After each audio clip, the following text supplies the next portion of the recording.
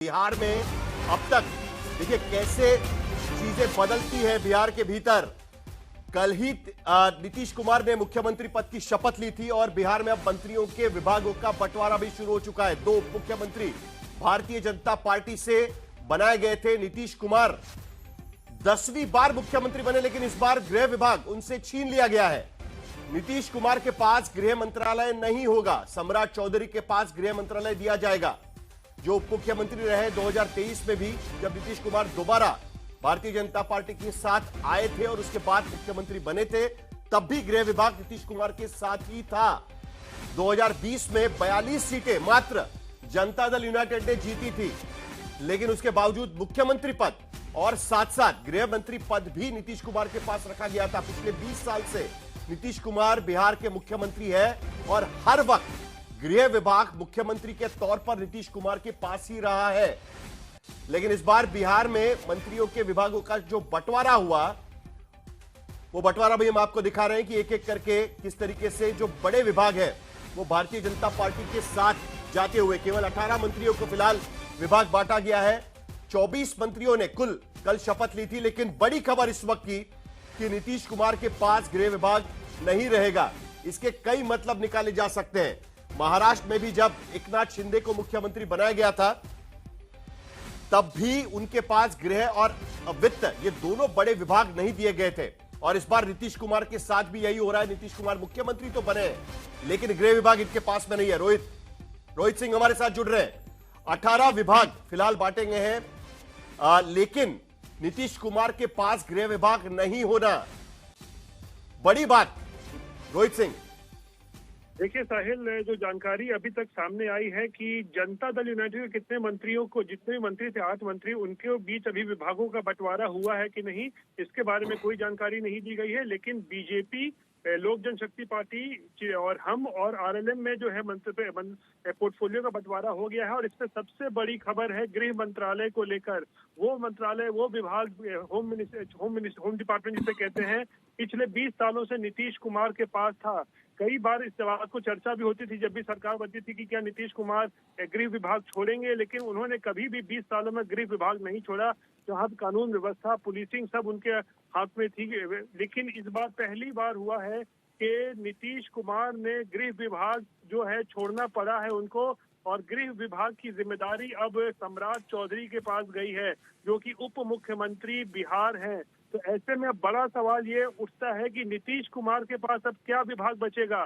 क्या Nitish Kumar chief minister without portfolio रह जाएंगे, जिस तरीके से अरविंद केजरीवाल थे? क्या वैसी स्थिति कुछ नीतीश कुमार की हो गई है? ये बड़ा सवाल है। रोहित, जरा जल्दी से हम बाकी के विभाग भी बता देते हैं, क्योंकि एक एक करके विभागों की जानकारी हमारे पास आ रही है। आप हमारे साथ बने रहिए, क्योंकि इस वक्त ये बड़ी खबर है।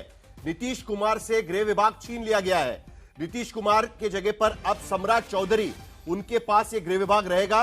और जो बड़े विभाग है वो भी अगर हम देखें तो रामकृपाल यादव भारतीय जनता पार्टी से कृषि विभाग उनके पास दिया गया है। नितिन नवीन भारतीय जनता पार्टी से पीडब्ल्यूडी उनके पास दिया गया है। विजय सिन्हा जो दूसरे उप मुख्यमंत्री है, उनके पास राजस्व विभाग दिया गया है। और सबसे ज्यादा इंपॉर्टेंट पोर्टफोलियो में अगर देखें तो राजस्व, वित्त, गृह, ये इंपॉर्टेंट पोर्टफोलियोज माने जाते हैं किसी भी राज्य में। उसमें से गृह विभाग, राजस्व विभाग और कृषि विभाग भी भारतीय जनता पार्टी के खेमे में। और एक बड़ी जानकारी रोहित सिंह यहां पर दे रहे थे कि जनता दल यूनाइटेड को कौन से विभाग दिए गए हैं उसकी अभी तक कोई जानकारी नहीं है, लेकिन बीजेपी, हिंदुस्तानी अवामी मोर्चा, लोक जनशक्ति पार्टी, आरएलएम, इनके विभागों की करीब करीब घोषणा हो चुकी है। लेकिन इसका क्या मतलब निकाला जाए? या तो जेडीयू अपने विभागों से खुश नहीं है, या तो फिलहाल अभी भी इसके बारे में कोई जानकारी नहीं मिल पा रही है कि जेडीयू के पास कौन से विभाग है। और वित्त विभाग, क्योंकि पिछली बार सम्राट चौधरी के पास वित्त विभाग था, इस बार किसके पास है, इसकी कोई जानकारी?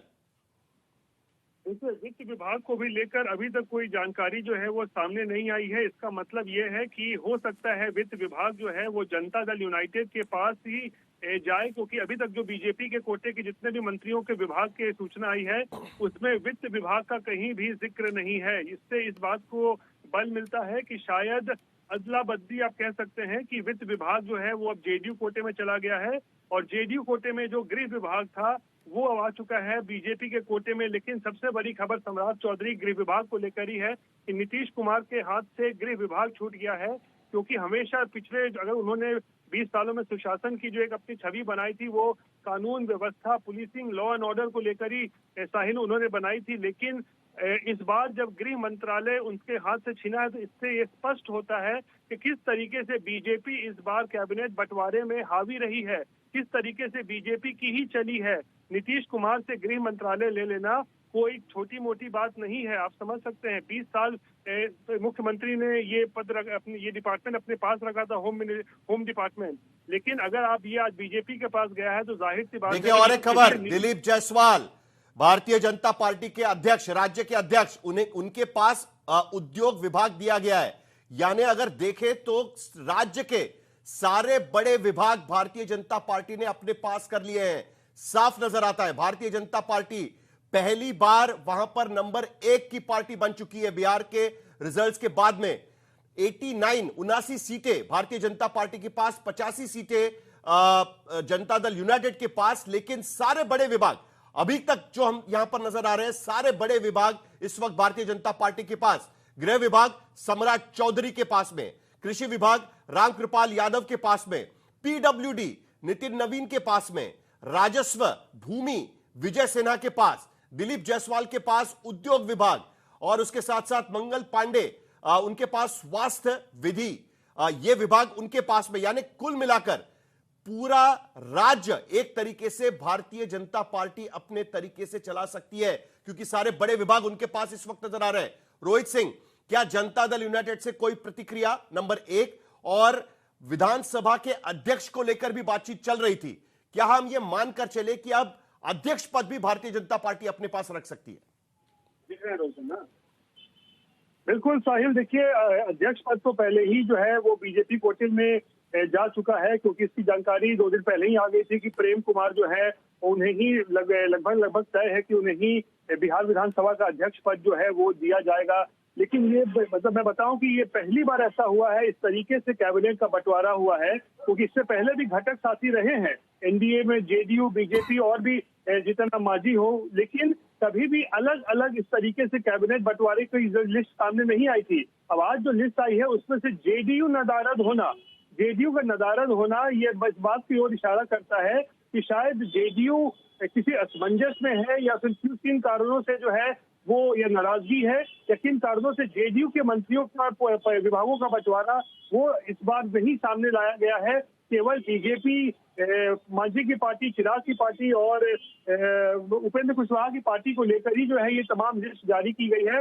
ये कहीं ना कहीं जोर इशारा कर रहा है कि जेडीयू में कोई ना कोई नाराजगी जरूर है, और इस बार मंत्रिमंडल जो बंटवारे में पूरी तरीके से ऐसा लगता है कि बीजेपी की ही चली है। अगर बीजेपी ने मुख्यमंत्री का पद नीतीश कुमार को दिया है, कम संख्या होने के बावजूद भी दिया है, तो उससे उसकी अच्छी खासी कीमत भी बीजेपी ने वसूली है, क्योंकि गृह मंत्रालय नीतीश कुमार से ले लेना कोई छोटी मोटी बात नहीं है। सम्राट चौधरी के हाथ में अब ये विभाग दिया गया है, और जैसा कि अमित शाह कहते थे कि आप सम्राट चौधरी को जिताइए, हम इनको और बड़ा बनाएंगे, तो जाहिर सी बात है ये इस ओर इशारा करता है ये कदम कि सम्राट चौधरी का कद अब केवल उप मुख्यमंत्री नहीं, बल्कि आप इनको कह सकते हैं एक मिनी चीफ मिनिस्टर जैसा हो गया है। गृह मंत्रालय अब सम्राट चौधरी के पास चला गया है। जी बिल्कुल, जरा आप रहिए मेरे साथ में, क्योंकि जरा किस किस को क्या क्या विभाग मिले जरा वो पढ़कर बता देते हैं। आश्चर्य की बात है कि जनता दल यूनाइटेड के विभाग कौन से हैं ये अभी तक क्लियर नहीं हो पाया है, लेकिन जरा वो फटाफट देख लेते हैं। देखिए, सम्राट चौधरी, उनके पास गृह विभाग रहेगा, वो उप मुख्यमंत्री रहेंगे या अकेला विभाग उनके पास रहेगा, ये बात भी यहां पर साफ हो चुकी है। यानी वित्त मंत्री इसके पहले वो थे, लेकिन इस बार वित्त विभाग उनके पास नहीं है। विजय कुमार सिन्हा, उनके पास भूमि एवं राजस्व विभाग, यह और एक बड़ा विभाग माना जाता है, क्योंकि आमदनी आखिरकार राजस्व विभाग से ही किसी भी स्टेट के एक्सचेकर में आती है या उनकी तिजोरी में आती है। उसके साथ साथ खान एवं भूतत्व विभाग भी विजय कुमार सिन्हा के पास रहेगा। मंगल पांडे, दूसरे बड़े नेता मंत्री, स्वास्थ्य विभाग और विधि विभाग, ये फिर भारतीय जनता पार्टी के पास रहेगा। दिलीप जायसवाल, भारतीय जनता पार्टी के बिहार के अध्यक्ष, उनके पास उद्योग विभाग रहेगा। नितिन नवीन एक बार फिर मंत्री बन रहे हैं, पथ निर्माण विभाग यानी पीडब्ल्यूडी उनके पास रहेगा। लेकिन उसके साथ साथ अर्बन डेवलपमेंट यानी नगर विकास एवं आवास विभाग भी भारतीय जनता पार्टी यानी गृह गृह मंत्रालय के साथ साथ गृह निर्माण और नगर विकास दोनों विभाग भारतीय जनता पार्टी के पास। रामकृपाल यादव कृषि विभाग, रामकृपाल यादव भारतीय जनता पार्टी के पास। संजय टाइगर श्रम संसाधन विभाग उनके पास में। अरुण शंकर प्रसाद पर्यटन विभाग और कला संस्कृति। सुरेंद्र मेहता पशु एवं मत्स्य संसाधन विभाग। नारायण प्रसाद आपदा प्रबंधन। श्रीमती रमा निषाद पिछड़ा एवं अति पिछड़ा वर्ग कल्याण विभाग। आमतौर पर जनता दल यूनाइटेड का दावा हुआ करता था कि एक्सट्रीमली बैकवर्ड क्लासेस उनका उनके पीछे खड़ा है, लेकिन उसके बारे में पिछड़ा वर्ग एवं अति पिछड़ा वर्ग कल्याण विभाग श्रीमती रमा निषाद उनको दिया गया, यानी वो एक बार फिर भारतीय जनता पार्टी के पास। लखेंद्र पासवान अनुसूचित जाति एवं अनुसूचित जनजाति कल्याण विभाग भी लखेंद्र पासवान के पास, यानी भारतीय जनता पार्टी के पास। श्रेयसी सिंह सूचना और खेल विभाग भी उनके पास में। सहकारिता विभाग भी प्रमोद चंद्रवंशी यानी भारतीय जनता पार्टी के पास में। मृत्युंजय तिवारी राष्ट्रीय जनता दल के प्रवक्ता इस वक्त हमारे साथ जुड़ रहे हैं। गृह मंत्री नहीं रहेंगे अब नीतीश जी, सिर्फ मुझे लगता है कि सिर्फ वित्त विभाग या बड़ा विभाग जनता दल यूनाइटेड के पास रहेगा, लेकिन सारे बड़े विभाग भारतीय जनता पार्टी के पास। राजस्व, गृह, कृषि, पीडब्ल्यूडी, गृह निर्माण, सारे बड़े विभाग और उसके साथ साथ बैकवर्ड क्लासेस और अति पिछड़ा वो भी उनके पास में। मृत्युंजय तिवारी जी, आपकी प्रतिक्रिया। देखिए साहिल, ये अब उन्होंने सरकार कल बनाई है। आदरणीय नीतीश कुमार जी ने 10वीं बार मुख्यमंत्री के रूप में शपथ ली है और सारे जितने भी माननीय मंत्री बिहार सरकार के सबने शपथ लिया है। अभी तो सरकार का हनीमून का पीरियड है, अभी इस पर कोई टीका टिप्पणी नहीं। जिनको जो भी विभाग मिले हम तो बधाई शुभकामना देते हैं और ये मांग करते हैं सरकार से कि सरकार ने जो कमिटमेंट किया, जो वादा किया जनता के साथ, वो पूरा करें।